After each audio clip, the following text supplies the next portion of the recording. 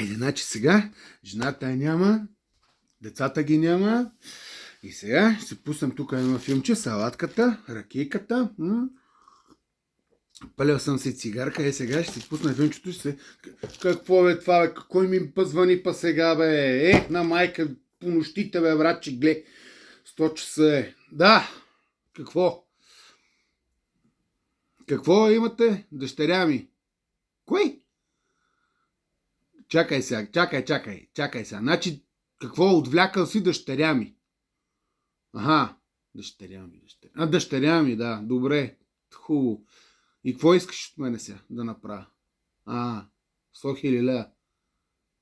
Ама да я върнеш или да си остане при тебе. Тя на 18 години си решава да се прави какво си иска сега, аз да я знам.